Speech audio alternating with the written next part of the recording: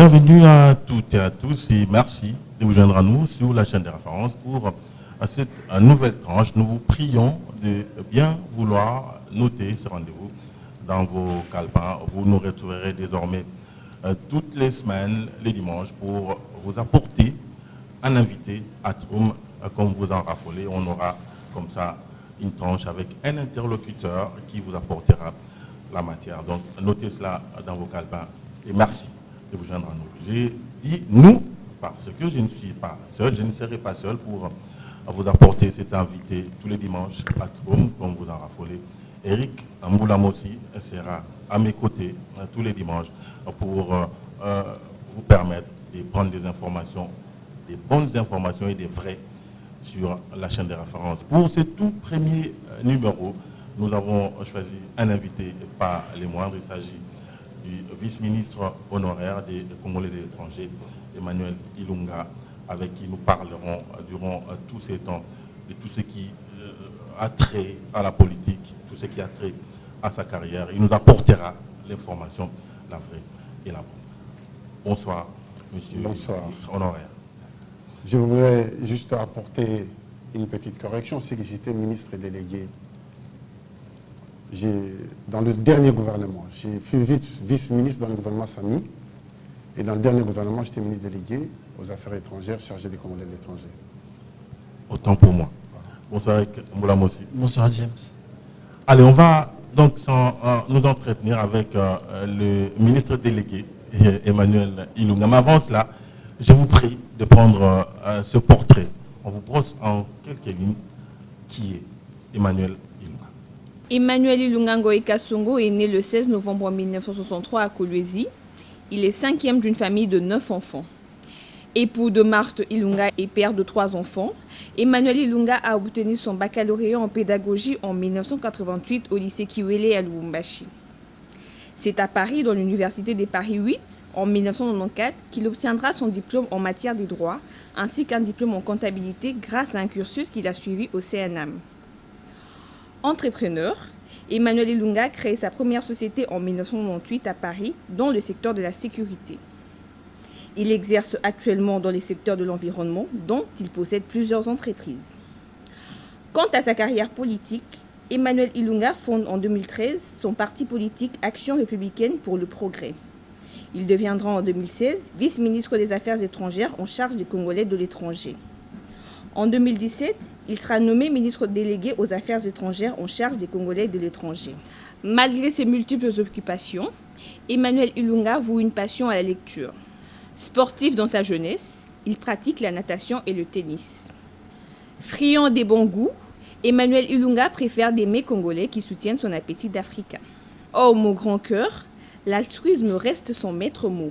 Dans le combat sur le genre, Emmanuel Ilunga prône la complémentarité entre l'homme et la femme plutôt que l'égalité.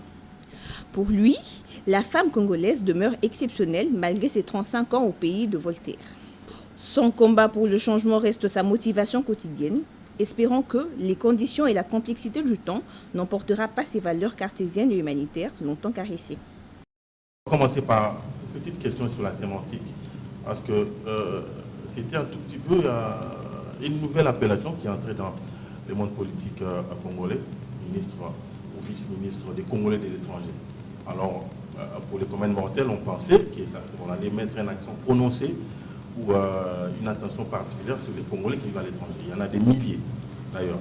Alors, mais à notre grand étonnement, on a remarqué que les Congolais de l'étranger n'ont même pas voté. Donc, c'est comme s'ils étaient mis à l'écart. Alors, c'était quoi, au fait, votre job description, ministre des Congolais de l'étranger? C'était quoi? Avant d'être ministre des Congolais de l'étranger, je suis d'abord ministre des Affaires étrangères. C'est-à-dire, si le ministre, le vice-premier ministre n'est pas là, il me délègue ce pouvoir. Et en plus de cela, j'ai une charge supplémentaire, c'est les Congolais de l'étranger.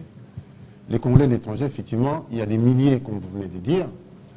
Et s'ils n'ont pas voté, c'est pour la simple raison, c'est que le gouvernement n'avait pas suffisamment de moyens pour les faire enrôler tous. Parce qu'on ne pouvait pas choisir comme ça, au hasard, d'une manière aléatoire, un pays contre un autre. Donc s'il fallait faire voter les Congolais de l'étranger, il fallait enrôler tout le monde. Ceux qui sont au Rwanda, au Burundi, en Afrique du Sud, en France, en Belgique. Il Il fallait enrôler. Et ça nécessitait énormément de moyens, de mobilisation de fonds et une préparation. C'était une première expérience. Et du temps. Avec Moulam aussi. Mais dans ces domaines, qu'est-ce qui a été déjà fait comme travail, les innovations que vous avez apportées de ce côté du fonctionnement des affaires étrangères, et qu'est-ce qui reste à faire? Très bien. Alors, les ministères des Affaires étrangères, c'est un grand ministère. Je dirais même que c'est le plus grand ministère de tous les ministères. Et il y a beaucoup de travail. Il y a beaucoup de travail parce que nous avons plus ou moins 80 missions diplomatiques dans le monde, avec autant d'ambassadeurs, avec autant de diplomates, qu'il faut gérer, si vous voulez, si on utilise les termes assez terre à terre. Donc, il faut gérer, il faut trouver des solutions quand on a des problèmes. Alors, quand il s'agit particulièrement des Congolais de l'étranger, il y a la défense de leurs intérêts, éventuellement des rapatriements, et éventuellement ceux qui sont en prison, il fallait les visiter, savoir pour quelles raisons ils sont arrêtés. Et si l'État congolais trouve qu'il y a une injustice, peut prendre un avocat. Donc il fallait défendre les intérêts de tous les Congolais qui quittent le pays, qui vont ailleurs. Et puis voir dans les conditions de réciprocité. Par exemple, pour avoir des visas, à un moment j'ai fait un courrier, j'avais envoyé un courrier à l'Union européenne pour demander à nos ambassades qui sont dans l'espace de l'Union européenne, pour leur demander d'appliquer les mêmes méthodes que les Européens appliquent chez nous pour donner des visas aux Congolais, parce que je voyais que les Congolais dormaient dehors et tout ça, ainsi de suite. Et c'est ça, le rôle du ministre des Affaires étrangères, chargé des Congolais de l'étranger, c'est de veiller aux intérêts des Congolais qui sont en dehors de notre pays. Moi, je l'ai fait, hein. Je suis allé au Koweït, par exemple, où j'ai trouvé qu'il y avait des filles qui étaient prises comme des esclaves là-bas. Donc je suis parti, j'ai dû en ramener au moins une quarantaine au pays.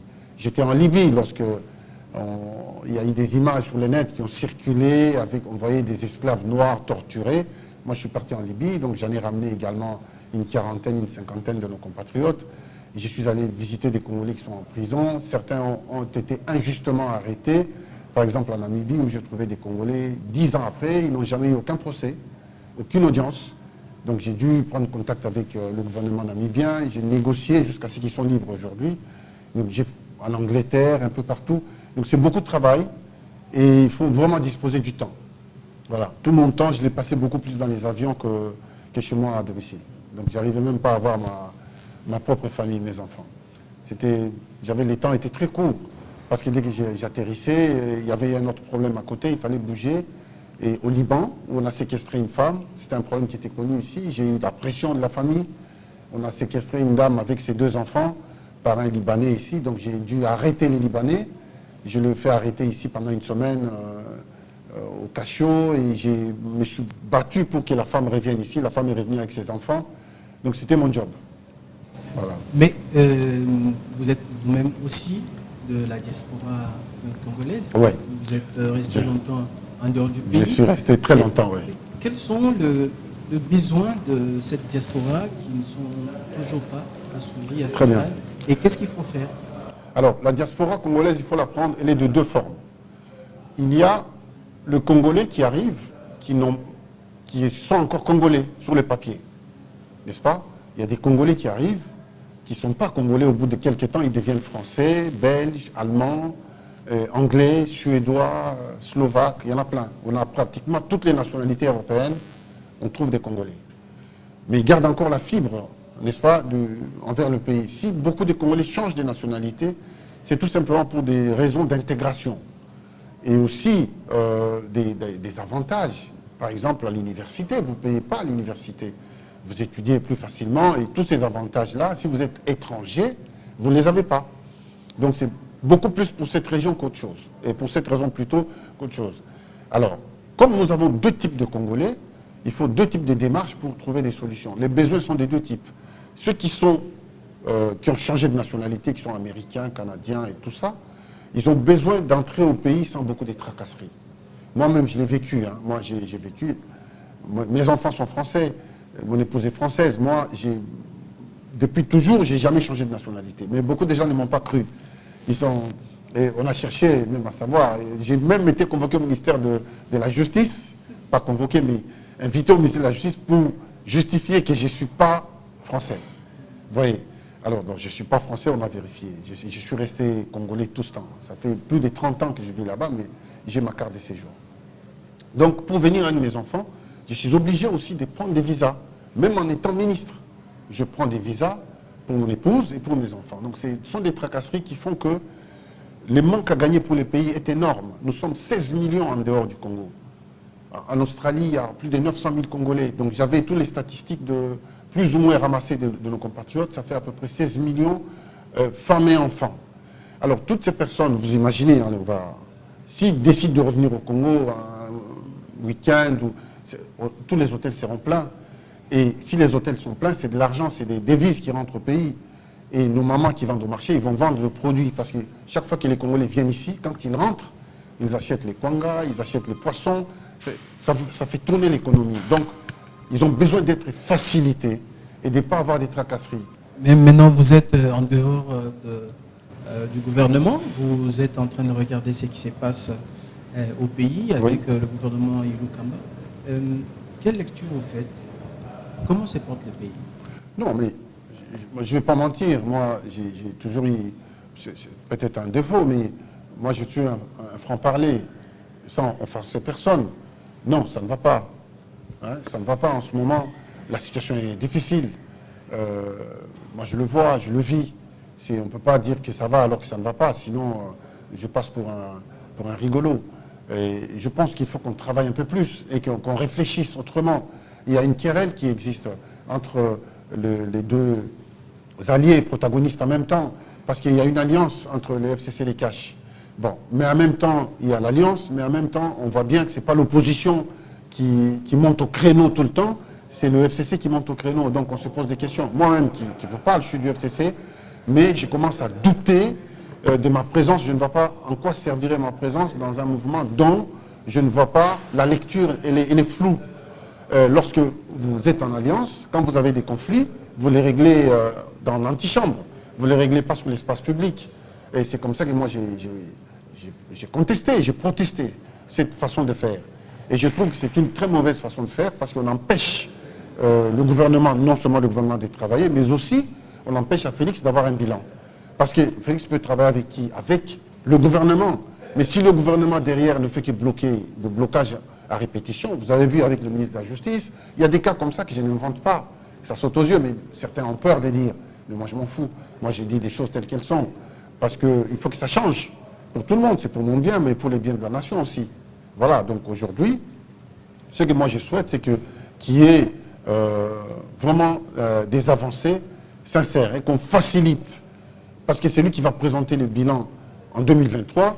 C'est, heureusement ou malheureusement, c'est le président Félix Tshisekedi. Donc on lui facilite. Et puis on va les juger sur son travail. Parce que là, la lecture est floue. On va les juger sur quel point? Le gouvernement mène la politique intérieure du pays et le président. C'est comme ça en cohabitation ou en alliance. Et c'est lui qui gouverne, c'est Ilou Kamba. Et quand vous mettez les bâtons dans le roue du gouvernement, c'est contre qui?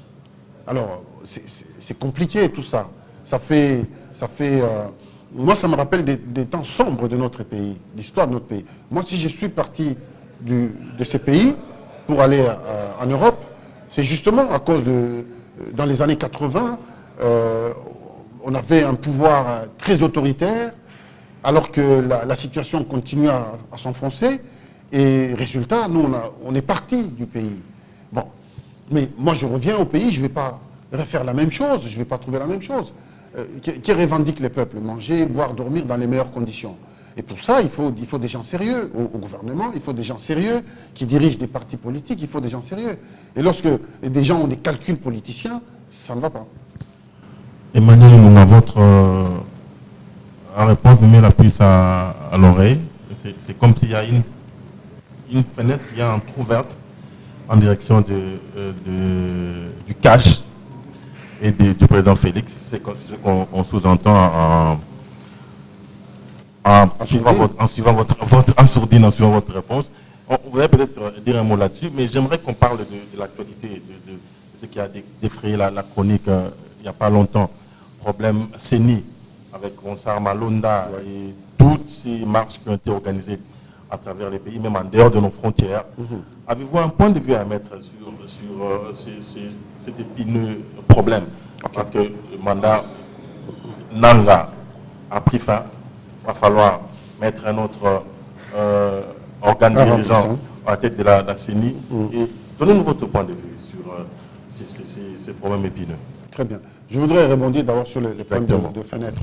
Moi, personnellement, beaucoup de gens me connaissent, moi je suis un homme d'affaires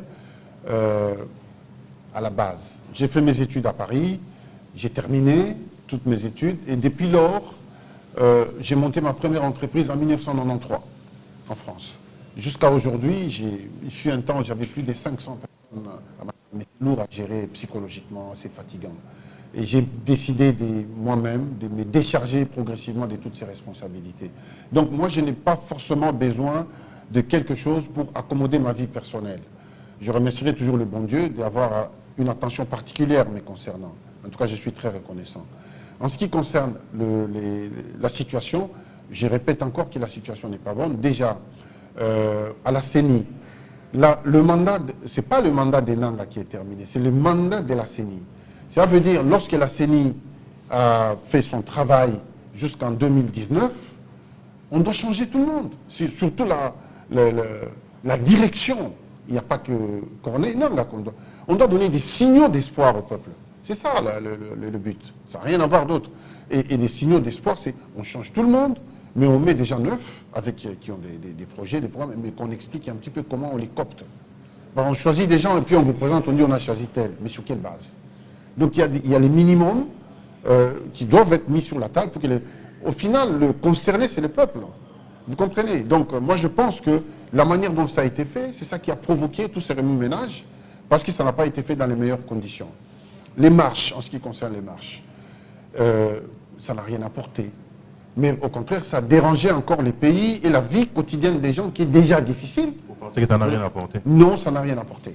Mais ça a fait dire que ça dit clairement Ouais. qu'il ne signera jamais une ordonnance pour... Non, bien sûr, bien entendu. À l'ONA. Non, mais parce que les conditions, j'ai répété, les conditions dans lesquelles on a proposé sa candidature, moi je ne le sais pas, vous ne le savez pas. Donc les marches ont porté quand même. Oui, c'est une démarche tout à fait obscure qui nécessite quand même une analyse assez approfondie. Et puis il a été à la CENI, on a vu les élections passées. Bon, il y a eu beaucoup de failles, mais un pays aussi avance avec des erreurs, n'est-ce pas? On a fait des erreurs, mais on ne va pas les répéter deux fois. Il faudrait changer. Au Congo, ici, nous sommes plus de 80 millions d'habitants. Je pense qu'il y a des compétences au Congo. Si on ne les a pas ici, on peut les prendre ailleurs. Hein. Il y a des Congolais en dehors du pays. Donc, je pense qu'on ne peut pas s'acharner sur un individu alors qu'on en a 80 millions. On peut même aller chercher sur les campus. On a des étudiants assez intelligents, capables, qui peuvent faire du bon boulot. Vous comprenez? Et toutes ces marches-là. Moi, je me dis, je prends le cas, quand vous êtes au pouvoir, vous êtes au gouvernement, vous descendez dans la rue, c'est contradictoire. C'est contradictoire. Parce que quand vous avez des desiderata, vous les posez sur la table, vous en discutez. Parce que c'est vous qui dirigez. Au gouvernement, nous avons une partie des ministres du FCC et une infime partie des ministres du cash. Mais la majorité au gouvernement, c'est le FCC. Mais alors, moi, je vais me poser des questions. Comment est-ce possible que les FCC descendent dans la rue pour faire des marches? C'est là où moi, vous savez, moi, même au gouvernement, quand moi, je suis entré au gouvernement par l'accord de la Saint-Sylvestre. C'est l'accord qui m'a amené au gouvernement. Et rien d'autre. Donc, j'ai essayé de faire au mieux. Je suis parmi les rares ministres à prendre de l'argent de l'État, à construire quelque chose dans son ministère. Moi, j'ai réparé des bureaux. Quand vous allez aujourd'hui aux affaires étrangères, la peinture qu'il y a, c'est moi qui ai fait ça, qui ai fait faire ça. Dans mes bureaux, les gens travaillent dans les meilleures conditions. J'ai fait des open space, alors qu'il y avait même des souris qui circulaient. Donc j'ai dû fermer les bureaux pendant un mois, on a fait des travaux, et j'ai mis les gens dans les meilleures conditions pour exiger des résultats. C'est une question de conscience. C'est une question de conscience. On m'a donné l'intérim aux affaires foncières. Aujourd'hui, Gabriel Mokia récupère son bien. Vous savez qui a signé? C'est moi qui ai signé. J'ai signé contre les gens du FCC. Vous voyez, moi, ma probité n'est pas à mettre à l'épreuve. Parce que j'ai démontré, j'ai rendu 42 villas à des gens qui ont été spoliés par entre guillemets, les gens qui se sentaient puissants. J'ai pris des villas, j'ai rendu aux propriétaires. Vous comprenez? Donc, mais j'avais plus de 1800 dossiers. Les travaux que j'ai fait, c'est une infime partie du travail. Mais déjà, vous vous démarquez de tout ce qui est fait avec le PFCC. Et c'est ce qui crée votre point de divergence. Ah oui, mais je ne suis pas du tout solidaire. Beaucoup Ouais. pensent qu'aujourd'hui, Ouais. vous n'êtes plus du FCC. Est-ce que vous êtes encore au FCC? Non, moi j'ai dit non. Pourquoi j'ai dit non? La question peut-être si elle est posée sous ces formats-là, elle est mal posée. Parce que le FCC, à la base, c'était une plateforme électorale. Vous comprenez? Moi j'ai quand même lu et étudié un petit peu. Même si je ne vais pas évoquer les mots intellectuels, parce qu'aujourd'hui, ça pose polémique au Congo. Mais lorsque, à la base, vous signez pour une plateforme électorale, si vous décidez de la pérennité de la plateforme, qu'est-ce que vous faites? Vous rappelez les mêmes personnes qui ont signé. Et vous faites un congrès, vous discutez, s'ils sont d'accord, vous faites une continuité, vous pérennisez. Mais à mon avis, pour moi, la plateforme s'efface après les élections, parce que l'objectif de la plateforme, c'était les élections, et rien d'autre. Donc c'est comme ça. Moi, je garde toujours ma liberté, mon indépendance. Moi, je ne suis ni pour les cash, ni pour le FCC, hein, contrairement à ce que vous pouvez croire. Moi, je suis un homme libre, j'aime mon pays, et je pense que moi, j'ai un destin dans mon pays. Avec ou sans les cash, avec ou sans les FCC. Emmanuel Lunga revient au pays après un séjour à l'étranger.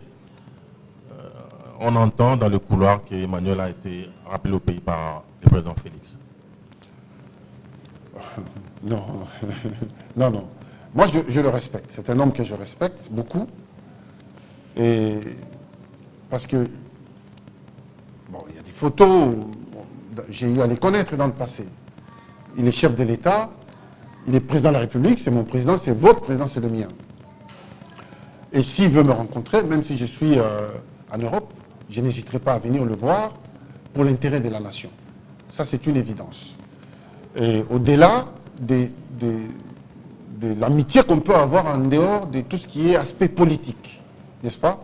Donc moi, je n'ai jamais été contre lui, parce qu'on a gardé intactes nos relations jusqu'à son accession au pouvoir.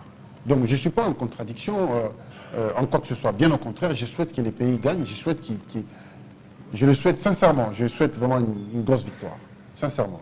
Parce que l'échec, c'est encore un malheur de plus pour les pays. Vous savez, moi, j'étais en 2010, j'ai accompagné Alpha Condé en Guinée-Conakry. Je suis resté un peu avec lui, il m'a donné sa ministre Nantou, qui j'ai conseillé. Donc, j'étais dans le... Voilà. Et on a trouvé un pays par terre, déchiré. Mais on a fait des efforts, je vous assure, aujourd'hui, le pays est relevé parce qu'il y a eu des efforts conjugués. Et il y a eu des opposants, comme Sidia ou Selou Dalen, qui sont venus, bien qu'ils soient opposants, mais ils n'étaient pas ennemis. C'était des frères. Moi, je les voyais se rencontrer, échanger, partager un verre ensemble. Donc c'est ça, l'image qu'il faut donner à la nation. Moi, je crois que les gens font la guerre au peuple, en pensant faire la guerre à Félix Tshisekedi. Et ça, je ne suis pas d'accord. Pareil, quand j'étais au gouvernement, vous vous souviendrez que Joseph Kabila avait dit qu'il avait besoin de 15 personnes. Il n'avait pas 15. Il n'avait pas 15 personnes. Vous vous rendez compte? Alors qu'il y avait des ministres au gouvernement. Moi, si j'étais à cette époque ministre, j'ai démissionné tout de suite. Ça veut dire que je ne suis pas compétent. Je démissionnais immédiatement. Mais comme beaucoup n'ont pas la dignité, la honte, ils ont préféré cacher la honte dans le dos et continuer la marche. Mais le président Joseph Kabila était clair, il n'a pas été aidé du tout. C'est comme ça que moi, je l'ai toujours exempté. Il a fait des efforts. Moi, je me souviens souvent au Conseil des ministres, il nous le disait. Mais une fois encore, il nous a rappelé, pas moi, mais il nous a rappelé, je ne citerai pas des noms, il a rappelé aux ministres que vous n'êtes pas des ministres provinciaux. Parce que lorsque vous venez au Conseil des ministres, avec des projets, dans mon village, il n'y a pas de pont, dans mon village, il n'y a pas du courant, c'est choquant. Et ça, c'est un chef d'État qui rappelle aux ministres. Joseph Kabila, il a rappelé à ses ministres. Donc, ils ne l'ont pas aidé. S'il y a eu des choses qui n'ont pas marché, c'est des gens qui ont pris en otage le progrès, le développement. Et ils ont pris ça en otage. Ils veulent continuer dans le même système, et ça, je ne suis pas d'accord. Le procès 100 jours, avec Vital Kamerhe au centre, vous l'avez peut-être suivi à partir de l'extérieur. Quelle est votre lecture? C'est l'état des droits prôné qui est en marche? Quelle est votre lecture de ce procès 100 jours? D'abord, je dis Vital Kamerhe, c'est un grand frère que je connais très bien, pour qui j'ai du respect en tant que tel. Mais vous savez, moi j'ai grandi, j'ai vécu beaucoup plus à l'étranger qu'au Congo. Quand j'ai quitté le Congo, j'avais 19 ans. Donc je suis rentré au Congo, j'ai le cheveu blanc là. Bon. Donc dans les pays où moi j'ai grandi, on nous interdit de commenter les décisions de justice. La justice, elle est indépendante. Je pense que la justice a fait son travail et que moi je n'ai pas de commentaires à faire. Pour revenir aux questions politiques de l'heure, en dehors de tous ces 100 jours, c'est toujours la question de réforme qui revient. Il y a Martin Fayulu qui est revenu et il propose des réformes approfondies sur le fonctionnement des institutions. L'Église catholique parle de réformes avant l'installation du bureau de la CENI. Le 13 députés parlent de réformes pour permettre de meilleures élections. Qu'est-ce qu'il faut faire dans tout ça? Est-ce que la meilleure solution ne serait pas encore un dialogue pour permettre la cohésion et permettre à tous les Congolais de parler le même langage? Très bien. Notre pays souffre d'une chose, beaucoup de pays africains même, d'avoir calqué, copié les systèmes politiques des autres pays, surtout des pays européens. Ils ont mis leur système politique en fonction de leur mode de vie, de leur façon de penser. Nous, on devrait plutôt adapter. Mais nous avons calqué. Toute la différence, la nuance, elle est là. Entre calquer, c'est-à-dire ce qui est fait, et adapter un système, on l'adapte par rapport à nos modes de vie, nos coutumes, notre façon de voir la vie, tout ça. On ne l'a pas fait. Et donc, quand les différentes voix décident là, demandent à ce qu'il y ait des réformes, y compris des parlementaires demandent à ce qu'il y ait des réformes, c'est qu'il y a bien quelque chose qui ne va pas. On ne peut pas fermer les yeux comme ça, en disant, ok, on continue comme ça, droit dans le mur, parce que c'est depuis 2019, n'est-ce pas, que c'est décembre 2018 qu'il y a eu des élections. Bon, nous sommes en 2020, ça va faire presque 2 ans. Vous voyez que c'est difficile de décoller. Les pays ne peuvent pas décoller si à la base, les structures qui permettent au pays de décoller ne sont pas bien raffermies. Moi, je pense, à mon humble avis, sincèrement, qu'il faut se mettre autour d'une table, nous tous, au moins pour une énième fois. On ne sera jamais rassasié tant qu'on n'a pas trouvé la solution. Les Européens sont là aujourd'hui, c'est des pays qui ont commencé à être construits depuis 1200, depuis 1100. Mais jusqu'en 1950, les femmes n'avaient pas droit de vote. Vous voyez, alors qu'ils ont plus de 10-15 siècles d'existence. Ils étaient toujours en débat. Je prends les institutions en France, la 4e République, c'était la République parlementaire. Des bagarres, même Bitumba, dans le Parlement. Bassar et Bitumba. Les deux groupes, c'est bagarre. Vous comprenez? Pour arriver à construire ce que nous avons aujourd'hui. Moi, je ne crois pas qu'on doit être fatigué de discuter. Moi, je dirais que c'est le contraire qu'il faut. Il faut discuter, il faut échanger. Parce qu'on a l'impression, c'est l'impression, qu'il y a des ministres à qui on a donné des consignes de ne rien faire. Bien sûr, des rétropédalés même. Vous voyez, mais c'est qui paye? C'est les peuples. Et ça met en colère tout le monde. Parce que les choses sont simples, sont claires. Mais on ne prend pas des décisions, on ne prend pas des bonnes décisions, ainsi de suite. Le Premier ministre est complètement effacé. Qui voit le Premier ministre? Certaines personnes, même dans la rue, vous demandez à certains Congolais, ils ne savent même pas le nom du Premier ministre. Alors, c'est qu'il y a un problème. Soit ils ne travaillent pas, mais s'ils ne travaillent pas, il faut qu'ils prennent ses responsabilités, soit de démissionner, de laisser la place à une nouvelle génération qui bosse. Le pays a besoin de l'énergie, a besoin de travailler. Donc il y a quelque chose qui ne va pas. Alors personne ne dit rien à ces titres. Parce que les gens veulent s'accommoder pour avoir des postes, avoir des fonctions, pour faire nourrir la famille, tout ça. Moi, je m'en tape de tout. Moi, le plus important, c'est que notre pays avance. Ça avance avec Fayulu, il n'y a pas de problème, c'est très bien. Bravo. Mais aujourd'hui, c'est Félix qui est là. Donc pour moi, il faut les soutenir. Il faut lui prêter main forte pour qu'il monte, parce que le pays est déjà trop bas. Quand vous vous rendez compte, des pays comme la Zambie aujourd'hui nous occupent. Moi, je me souviens, moi, je suis né au Katanga, grandi au Katanga. À l'époque, nous, on avait des Zambiens qui venaient, c'était nos domestiques. Les Zambiens, les Angolais, c'était nos domestiques.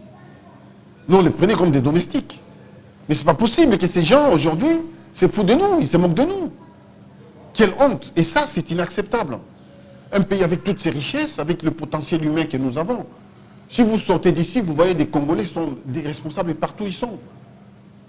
Vous allez au Sénégal, partout, vous trouvez des Congolais, des patrons des compagnies des téléphones. Vous allez même en Europe, des médecins, des chefs de services. Vous en avez plein, des Congolais, des ingénieurs. Ceux qui ont inventé les systèmes de radar, ce sont des Congolais, vos compatriotes. À l'époque, j'étais étudiant, j'étais locataire chez lui. Vous voyez, c'est un Congolais. Bon, les Français. Mais il y en a plein. On a du potentiel. Mais pourquoi ne pas utiliser ça? C'est la politique qui fait tout ça. Les hommes politiques ne sont pas suffisamment responsables au Congo. Ils sont trop calculateurs. Ils veulent avoir un poste. Parce que sans la politique, ils ne vivent pas. Ça y est, d'abord, Mitoka va passer à Gebiso. Et Belé va se faire Tekite Kiamo. Alors, il ne faut pas besoin de Mitoka Moussous. Donc, il faut pas besoin de d'ici là. Donc, c'est ça qui anime les politiques au Congo, les ventres. Mais justement, ça dénote de cette absence de formation au sein de formation politique, au niveau des partis politiques. Vous êtes vous-même président d'un grand parti politique qui opère en République démocratique du Congo. On vous a vu à l'œuvre en grand dynamisme pendant la période préélectorale. Mais après, c'est comme si la force qu'on a vue s'essouffle avec votre absence dans le pays. Non, du tout, du tout. Maintenant, on travaille parce qu'on n'a aucun enjeu. S'il y a des enjeux en vue, les partis politiques viennent. C'est comme les équipes qui s'entraînent. Mais en termes de formation de la jeunesse, en forme de perspective au niveau de la base, pour que la population accompagne non seulement l'action du pouvoir public, mais aussi s'intéresse des questions de fonds liées au développement du pays qui demandent l'implication de tout le monde. Absolument. Cette formation, on ne la trouve pas au sein de partis politiques. On parle poste, on parle argent, on parle marche, peut-être on compte le mort. Et est-ce que ça doit continuer comme ça? J'ai dit, on a failli à ce niveau. Je pense qu'il va falloir qu'on corrige. On n'a pas été parfait partout, hein, donc on a failli. Il y a des trous dans les ailes. Donc il faut corriger ça. Et aujourd'hui, il faut donner une autre conscience politique à la nation pour que le pays avance, parce que le pays nous appartient tous. On a l'impression que quand on met un président de la République, et on lui donne tout, c'est lui qui va être maçon, c'est lui qui va être menuisier, c'est lui qui va être couturier. Non, le président de la République, c'est un chef d'orchestre.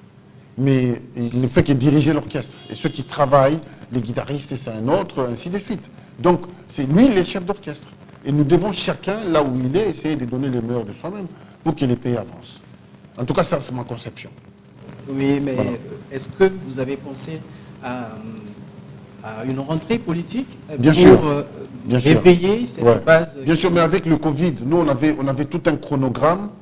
Moi, je suis allé à Paris en janvier. Eh ben, je reste. Et puis, du coup, on interdit, les frontières sont fermées, il n'y a plus personne ne bouge. Donc, depuis janvier, tout est tombé à l'eau. Donc, il faut maintenant refaire les choses. On est en train de tout refaire.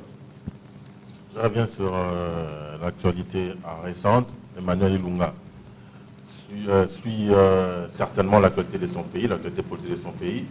Vous avez tout à l'heure parlé du Premier ministre Ilunga Ilunkamba. Oui. Mais que dites-vous des deux sorties médiatiques de son porte-parole pour pratiquement tenir tête au chef de l'État, il faut le dire.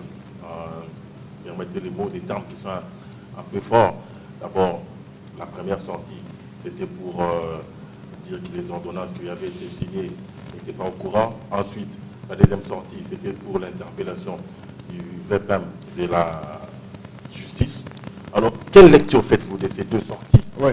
Alors, moi je dis, d'abord, la politique du pays. Il est ignorant de la marche, du fonctionnement de l'État. Le Premier ministre a été nommé par le Président de la République. Il n'a pas été élu par le peuple. Toute la différence est là. Alors, les porte-paroles, il est ignorant, il ne connaît pas, il a parlé avec émotion. Il a parlé avec émotion, il a fait des erreurs monumentales qui sont restées historiques. Le Président n'a pas à demander l'autorisation du Premier ministre pour signer des ordonnances. Il est chef de l'État, il a des pouvoirs régaliens que le Premier ministre n'a pas.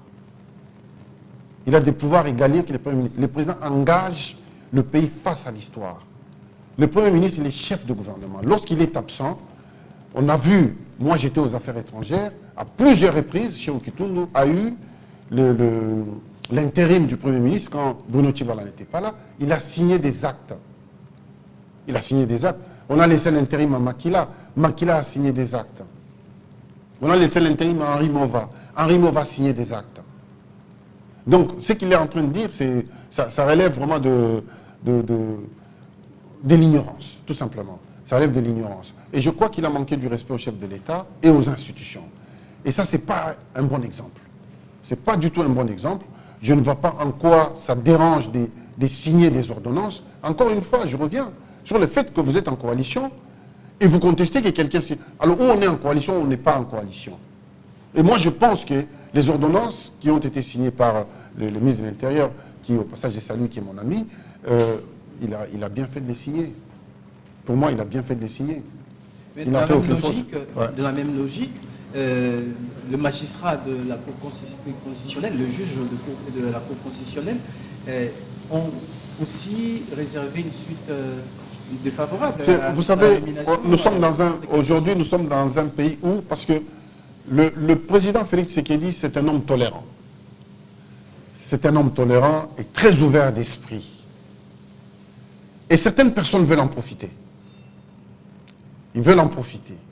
Mais je pense que les deux juges ont eu tort. Moi, je ne veux pas ici dire du mal des X ou des Y, mais je sais que beaucoup de personnes sont corrompus jusqu'à la moelle épinière. Alors lorsqu'ils sortent en public pour dire qu'ils sont blancs comme neige, mais je les regarde avec dédain. Vous comprenez? Je les regarde avec dédain. Mais ils se reconnaîtront. Ils sont corrompus jusqu'à la moelle épinière. Pendant ces élections qui sont passées. Corrompus jusqu'à la moelle épinière. Et je mesure mes mots. Donc ils n'ont aucune leçon à donner à personne. Mais bon, je ne vais pas citer des noms parce que je ne veux pas choquer. Moi, je dis tout simplement que le président de la République mérite le respect en tant qu'être humain et en tant qu'institution. Moi, j'ai été beaucoup à côté de son père. Beaucoup. Et je connais la rigueur avec laquelle il a été élevé. Donc, c'est ainsi qu'il reste en droite ligne. Et je pense que c'est bien ce qu'il fait. Parce que les juges, il y en a beaucoup. On a beaucoup de juristes au Congo. On en a des centaines de millions. Un juge qui a été nommé, quel est l'acte qui peut l'enlever? C'est aussi un acte de dénomination. C'est la même chose. Il n'a pas été élu. Il a été nommé. Et ce sont ses pairs qui l'ont élu. On peut nommer quelqu'un d'autre et ses pairs vont les lire. Donc, ils sont... Moi je ne suis pas juriste de formation. J'ai fait juste 2 années de droit. Moi, j'ai fait Sciences Po. Mais lui, en tant que juriste de formation, il doit connaître les limites de ses fonctions, les limites de son pouvoir. Et la manière dont il est arrivé là. Si on a été nommé, on peut les dénommer. C'est qui l'a mis là? Il n'a pas été élu par le peuple congolais. C'est un choix d'un homme qui l'a amené là-bas, ou les choix d'un homme qui les ont amenés là-bas. Donc je pense qu'ils ont fait une faute grave. Et ce n'est pas comme ça qu'on peut aider quelqu'un et son pays à avancer. C'est ainsi que l'humanité a ouvert la boîte de Pandore et nous sommes en train de vivre des maladies en maladies. Et ça a perturbé toute l'économie du monde. Toute l'économie du monde. En Europe aujourd'hui, ça ressurgit. Mais pour le Congo... Maintenant, pour le Congo, nous subissons pareil comme tout le monde. Nous payons le prix. Nous payons le prix de la Covid. Pourquoi? Parce que déjà, politiquement, nous ne nous organisons pas pour préparer à notre peuple de faire face à des fléaux. Notre peuple ne peut pas faire face à ces fléaux parce qu'il n'est pas préparé. Et nous, politiquement, nous ne sommes pas préparés non plus parce que nous sommes tout le temps en querelle. Nous sommes en querelle. Jamais nous serons d'accord sur personne. Hier, Joseph Kabila était au pouvoir. Tout le monde montait au créneau. Kabila, Kabila, Kabila. Aujourd'hui, c'est Félix qui est au pouvoir. Félix, il va partir. Ça sera quelqu'un d'autre. Ça sera la même chose. Mais il faut qu'à un moment qu'on s'arrête, qu'on se dise maintenant, on ne va pas regarder les êtres humains, les hommes, mais on va regarder les institutions. Alors, si on regarde les institutions, on a tout gagné. Ouais, donc on va chuter dans un instant, mais nous revenons dans votre domaine, la diplomatie. Petite question, une avant-dernière. Pouvez-vous nous faire une lecture comparative de la diplomatie à votre époque et de la diplomatie pendant ces 2 ans de Tshisekedi au pouvoir? Un piège. Là, c'est vraiment un piège. Ben, vous êtes là pour la vérité. Alors, la diplomatie pendant notre époque n'était pas non plus fameux. Pourquoi? Le vice-premier ministre avait 2 ministres à sa charge. Il y avait moi, ministre délégué, et mon adjoint, Agé Mantembo, qui était vice-ministre des Affaires étrangères. Mais nous tous, on était en dessous du vice-premier ministre, qui, dès sa nomination jusqu'à sa sortie, on n'a jamais eu aucune réunion. Donc, c'était un peu du chacun pour soi. Parce que quand vous ne faites pas des réunions, il arrive, il ne fait pas des comptes rendus. Nous, on apprend des comptes rendus à travers les notes qui circulent. Tel directeur envoie les notes, ça tombe, vous lisez, vous savez que ça a été comme ça. Voilà comment on va répondre. On a eu à recevoir plusieurs fois des ambassadeurs et on a eu du mal à répondre parce qu'on n'était pas au courant de ses contacts ailleurs, de ce qu'il a dit ailleurs. Voilà. Donc, on a été très embêtés. On a eu un cas où il y a eu 2 réunions. Le Front Polisario organisé, la SADC organise une grande rencontre en Afrique du Sud avec le Front Polisario qui participe. Mais le Maroc, entendant cela, le même jour, le Maroc organise aussi une réunion à Rabat. Donc, nous, avec le Maroc, depuis Mobutu, les Marocains sont morts ici chez nous, vous êtes au courant. Ils sont enterrés chez nous. Donc, on a une diplomatie des fraternités. C'est un pays frère, le Maroc. Il fut un moment où on n'avait même pas de visa pour aller au Maroc. Mais en même temps, la SADC, nous sommes membres de la SADC, ce sont nos frères aussi. Et nous dépendons énormément de la SADC. Ils sont juste à côté. Et la puissance d'échange entre la SADC et le Maroc, c'est incomparable. Alors qu'est-ce qu'on fait? On participe à quelle réunion? Vous voyez? Et à ce moment-là, il faut prendre une décision. Donc on a dû faire recours à des anciens diplomates, à certains anciens ministres des Affaires étrangères, pour savoir quel est le comportement qu'il faut avoir, parce qu'il ne faut pas choquer ni l'un ni l'autre. Donc on s'est divisé, le ministre de la Coopération est allé à Rabat, et moi je suis parti en Afrique du Sud. On a trouvé, et je n'avais pas droit à la parole. Donc quand arrivé le tour de la RDC, moi je n'ai pas pris la parole pour ne pas choquer le Maroc, mais au moins j'ai ma présence. Et je ne pouvais pas aller jusqu'au bout. Donc j'ai fait 2 jours, le 3e jour je suis parti. Voilà. Donc la diplomatie actuelle, moi sincèrement, je ne vois pas, je ne sens pas qu'on a une diplomatie. C'est sans pour autant faire une critique acerbe. Hein. Je ne sens pas qu'on a une diplomatie. À tous les niveaux. Le chef lui-même a fait pratiquement non, le la tour. diplomatie, ce n'est pas le président de la République. Avant que le gouvernement ne soit mis en place, le chef lui-même avait donné le ton. Ah oui, mais c'est ce que j'ai dit, les chefs d'orchestre. Ils donnent le ton. Mais après les ministres suivent. Mais moi, c'est le ministre des Affaires étrangères qui... Quand on vous parle de Sergueï Lavrov, vous voyez qu'il y a une diplomatie. Quand il sort, vous voyez qu'il y a une diplomatie. C'est ça.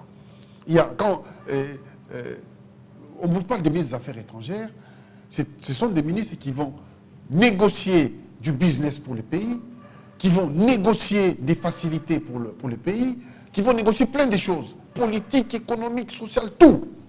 Parce que les affaires étrangères, c'est la clé. Tout ce qui entre au pays passe par les affaires étrangères. Les accords, tout ce que vous voulez. Mais on ne sent pas. On ne sent pas. Vous-même, vous êtes journaliste. Sincèrement, on ne sent pas. Parce qu'un ministre des Affaires étrangères doit être quelqu'un de poigne. Il faut Azala Moutoumoko, Azala Debouillard. Il ne faut pas Azala Moutoumoko, Azala Sonisson, Azala Malilité. Ce n'est pas les ministères qu'il faut. Il faut quelqu'un qui est chaud, voilà, qui sait affronter. Vous voyez, on a fini pour ce secondes, soir. Pour conclure, qu'est-ce qu'il vous reste à dire ce soir? Qu'est-ce qu'il me reste à dire? Enfin, moi, je suis rentré au pays il y a 5-6 jours. Parce que j'aime les Congos, je suis resté longtemps dehors, donc je reviens régulièrement. Je vais devoir rentrer à Paris parce que j'ai des choses à faire là-bas. Mais avec beaucoup d'amertume. Beaucoup d'amertume, je vais retourner avec de l'amertume parce que je laisse beaucoup de misère derrière moi. Je laisse beaucoup de misère. J'ai fait les tours, hein. Moi j'ai l'habitude de circuler soit la nuit, soit discrètement. Et je vois, il y a trop de misère. Il faut trouver une solution. Voilà. Beaucoup d'amertume. Vous ne pouvez pas avoir les moyens, mais tout autour de vous, il y a une île de misère.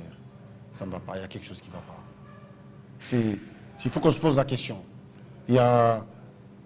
Les pasteurs ont cassé les socles aussi sur lesquels nous sommes assis, en prêchant avec des mensonges, en faisant des faux miracles, des trucs, tout ça. Bon, donc ils n'ont pas aidé le pays. Pasteur Rebellé, les mensonges, ils vont enceinter des femmes et tout ça. Et tous ces spectacles qui sont entraînés, au nom de Dieu en plus, vous comprenez.